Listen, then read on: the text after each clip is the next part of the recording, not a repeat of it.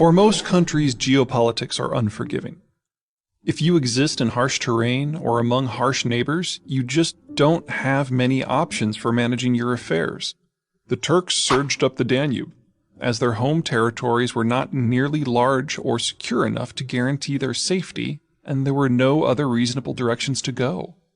The Iberians developed new transport technologies to open trade, as otherwise they would have been trapped in Europe's poor backwaters. The British had to have a navy because they lived on an island.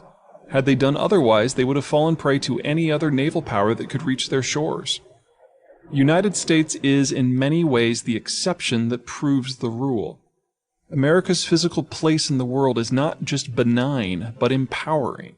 With no hostile nations on its borders, no hostile entities capable of bringing mass invasion to its shores, in most countries, suspect leadership is often rewarded with national destruction.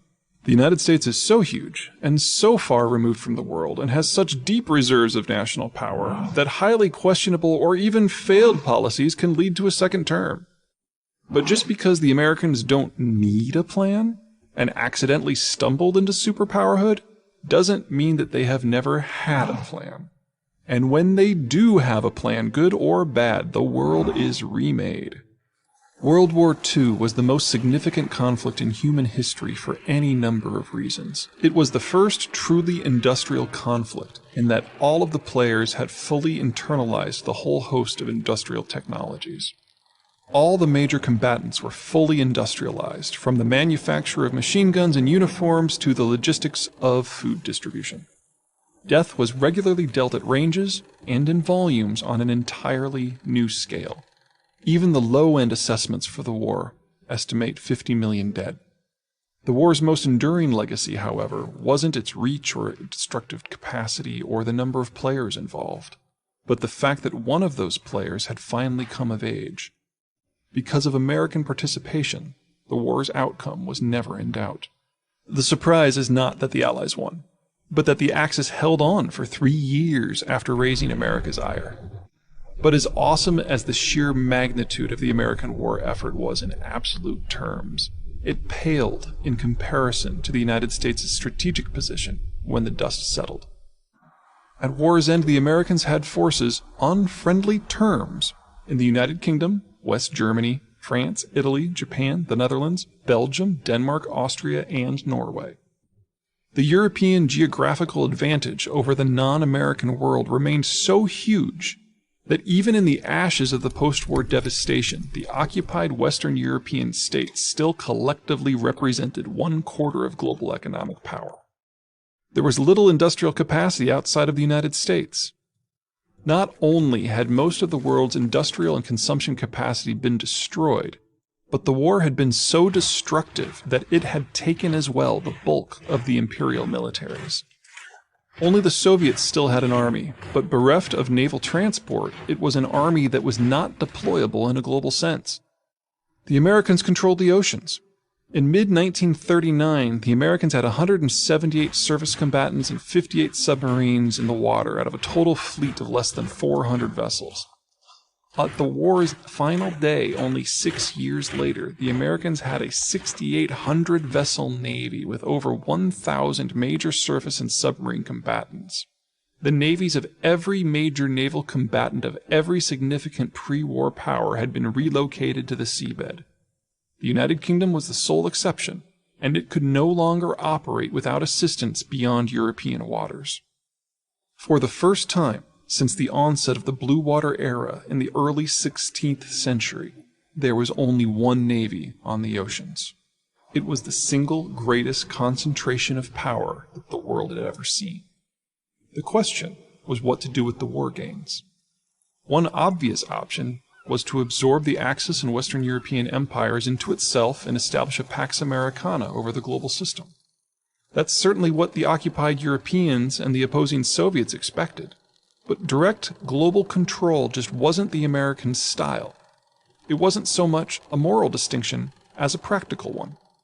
Despite America's numerical superiority vis-a-vis every foe it had battled to date, occupation doesn't play to American strengths.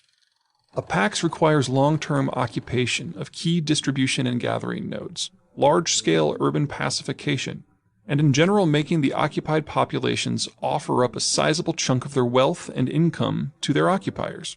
It means fighting a wide-ranging, manpower-heavy, low-intensity war of occupation. The Americans may have been numerous, but they were still maritime. Maritime powers favor highly mobile units that zip about, bringing superior firepower to discrete conflict zones, smashing foes and then flitting off before their adversaries can reposition their land-based forces. A long-term occupation would have parked U.S. detachments across the length and breadth of its new territories and compelled them to police local populations. Their mobility advantages would be surrendered. As of 1946, it was obvious that a Cold War with the Soviets was already underway. The Soviet military was not only numerically larger, but clear and extremely present across the bulk of northern Eurasia. In a Pax arrangement, the Americans would be draining money and resources from their occupied territories, so expecting Pax subjects to fight to maintain an American empire would have been a tough sell. That meant that the Americans wouldn't just need a few million men to keep the British and French and Italians and Germans and Dutch and Arabs and Persians and Indians and Indonesians and Taiwanese and Japanese and Chinese and Koreans and Filipinos in line, but that Washington would also need additional American forces in the millions to hold the defensive lines against the numerically superior Russian and Red Chinese forces. The Americans were powerful, but they just didn't have the numbers to occupy the bulk of the globe. With the Pax, the American peacetime army would have had to exceed wartime force levels. The Soviet-Russian military was built expressly for occupation. Russia has no geographic barriers at its borders. Gaining security comes from a simple two-pronged strategy: occupying everyone nearby to secure strategic buffers, and establishing an intrusive intelligence service to infiltrate the occupied populations in order to keep them docile. The same techniques used to occupy Ukraine and Armenia in Central Asia were already being applied with brutal success in 1946 to occupy Czechoslovakia and Bulgaria and Latvia. As of the late 1940s, it was apparent that while the Americans had come in first in the war, they simply lacked the staying power to hold on to their gains in the face of strident Russian challenges backed by more men, simpler supply chains, a higher tolerance for casualties, and a practiced, casual willingness to apply massive violence to civilian populations to achieve political ends. A direct American soldier for Soviet soldier face-off couldn't be won.